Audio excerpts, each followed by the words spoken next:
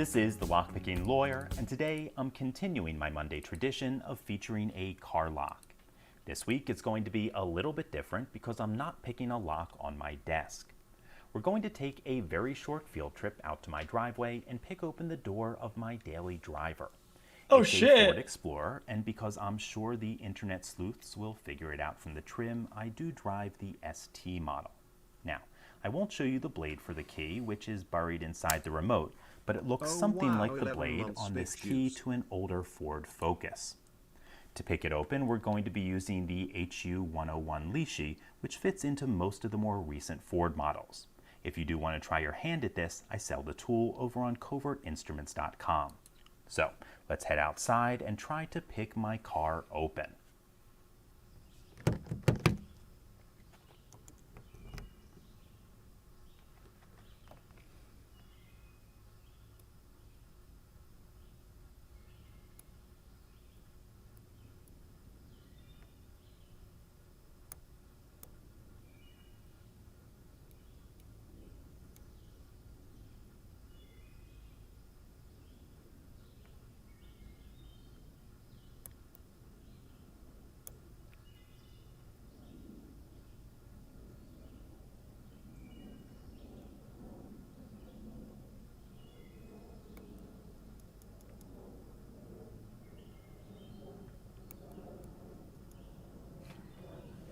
I'm trying to learn what he's doing, but this looks pretty advanced.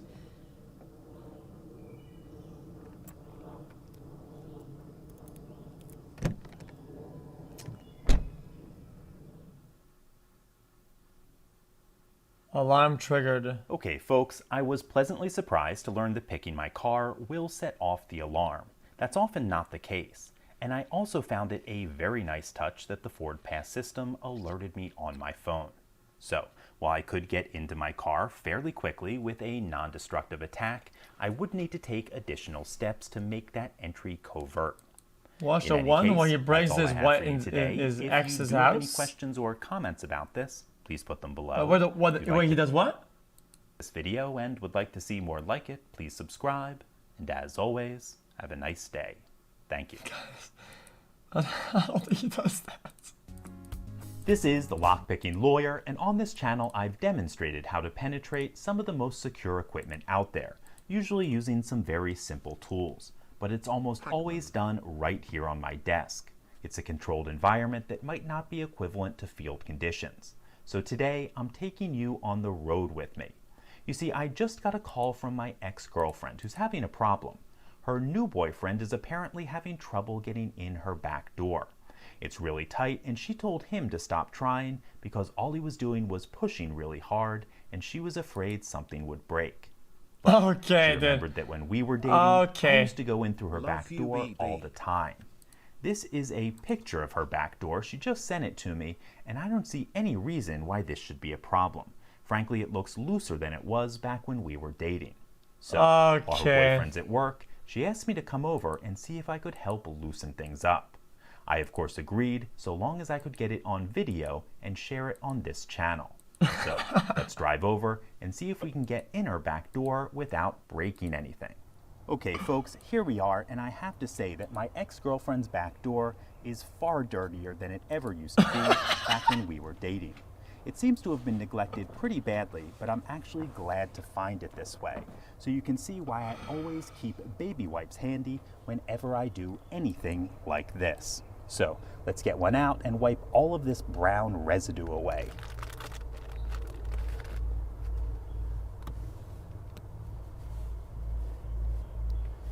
That's just disgusting. Okay, this is pretty dirty. It might be a 2-wipe job. A whole 2-wipe job, no shot. What a waste.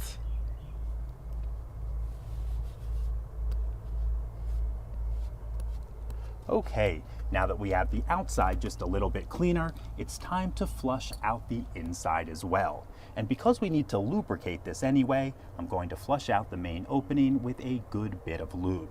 We just need to be sure to keep a towel underneath that opening so we don't make a mess.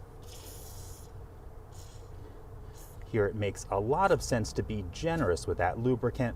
Back doors tend to be neglected, so you can't have too much. Okay, we are almost ready, but before I go any further, I need to put on some rubber for my own protection.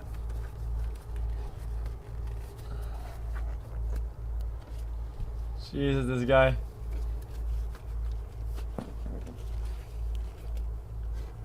Now, depending on various factors, I should note that the opening could be in an awkward position. And all I have to say about that is deal with it. It's not uncommon, especially when you're going in through the back door.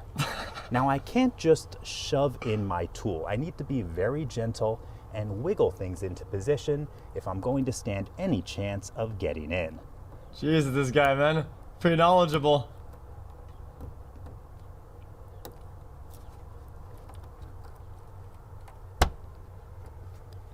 I think we're there. All it needs now is a firm shove, and we are in. Now you need to understand that just because I got in her back door doesn't mean that her boyfriend will be able to as well. So I need to spend some time working it in and loosening it up. But I'm going to do that off camera, so that's all I have for you today. If you do have any questions or comments about this, please put them below. If you like this video and would like to see more like it, please subscribe, and have a great April 1st. Jesus. The strongest padlock in the world. This is the lockpicking lawyer, and what you see in norms. But Squire decided that this wasn't strong enough for their flagship padlock, so a few years ago they came out with the SS80CS padlock. Up until a few days ago, this 5-pound lock was the largest in my collection, and it's advertised as the strongest lock in the world. At least it was. And you may recall that Bosnian Bill and I put that to the test at the firing range in video number 897. We put 120 rounds into it, including armor-piercing ammunition, and through all of that, the lock never opened.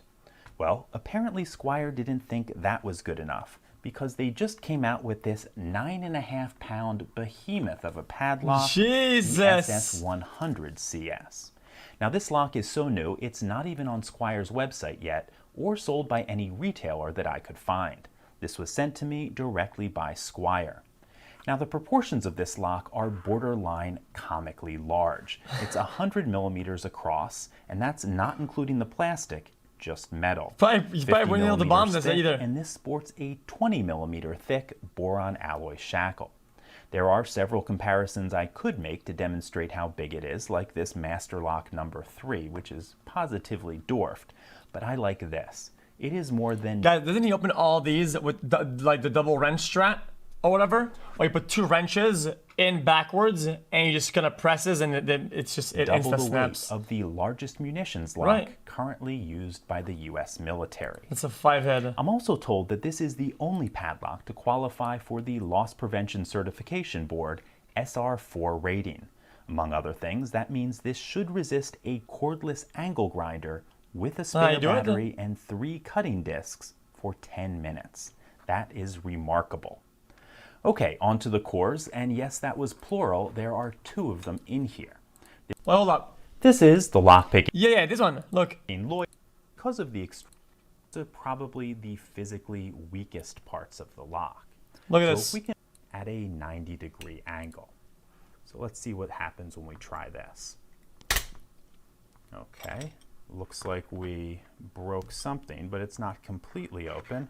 Let's try that one more time. There we go. Bing. Okay, let's take a look at exactly what happened. Yeah, because it has to lock, so it needs a weakness point, and that exploits that vulnerability. This is a dual custody padlock, meaning that you need 2 different keys to open it up. They are both 6-pin cores with fairly paracentric keyways and excellent tolerances. That means you would probably need a very experienced picker to open these reliably. I would like to see a higher security option like Squire offers with its other stronghold padlocks, and maybe that's coming in the future. But for now, we're going to see what it takes to get this one open. Isn't he? Can he do it? I'm going to put a pinning tray underneath it because I think it'll damage my desk with all this weight. Okay, we're going to get some tension in here. And let's get a standard hook in 18 thousandths. Oh, that looks heavy as shit. Click out of 1. 2 is binding. Nice click there. Little click on 3. Nothing on 4.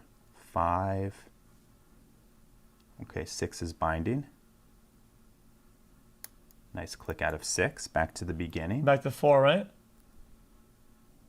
Nothing on 1. 2. 3 is binding. Little click there. Nothing on 4, 5, or 6. Let's see, 1.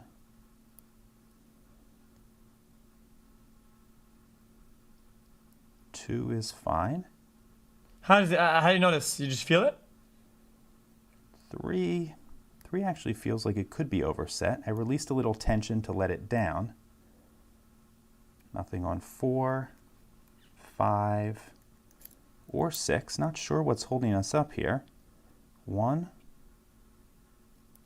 2, 3, 4. Click out of 5.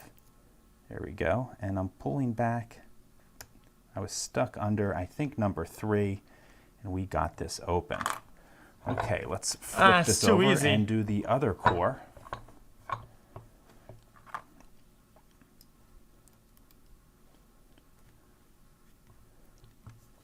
Okay. Chat, I have a question, chat. What if you made your own stuff and you had some really bullshit mechanism that people like don't even know about? Some actual bull crap like creative thing inside it, and they wouldn't be able to pick it because, I mean, how'd they know? Click out of 1. Click out of 2. Nothing on 3. Nothing on 4, 5, and click out of 6. Already. 1, 2, 3. Yeah, but it would take time. Pushing up on 4. Once they got that lock, if they looked at it, they wouldn't be able to get in. I think I'm hitting the pin in front of it. Let me get something a little bit deeper. This is a medium hook, I think a number 7.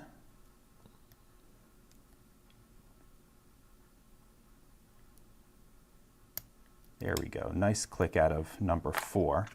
And a little bit of a false set there. Let's see. Oh, there we go. Number 5. Give me some counter rotation. And we got this open. Okay, so definitely some good tolerances on there, but as I said, with an experienced picker, you probably won't have an awful lot of trouble. Okay, let's get this apart, and there are 2 screws, one down each side of the shackle.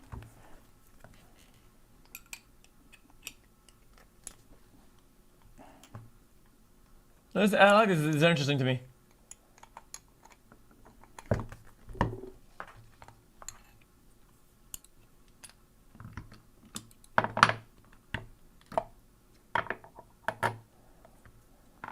And let's see what else comes out. Wait, is that all a lock really is? Just this one piece of thing? Okay, there's the locking mechanism. Pretty simple. Definitely not something that can be bypassed, but something that got grease all over my hands. If you want to look in the bottom, there we go.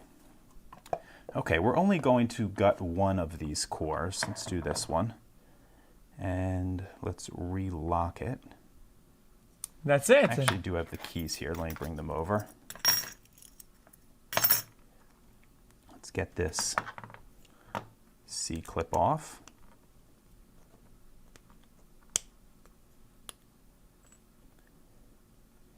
And let's see which of these keys will open this. Perfect. Huh? Okay, seeing lots of drill protection in there. Let's dump all of these key pins out, and then I will give you a closer look. Looks like a steel pin in all of the first, or looks like every single one of these, probably for nice drill resistance. And if we look at that core, we can see that there are plenty of anti-drill pins in there. 2 in front of the first pin, and then 2 between pins 3 and 4. Then we have a little hardened ball bearing right at the front of the pin stack. So certainly they gave some thought to someone attacking this with a drill. Let's get all of these So you situated. can't drill it. Interesting. And then we'll get the pins, the driver pins out. Okay. I've seen enough of this.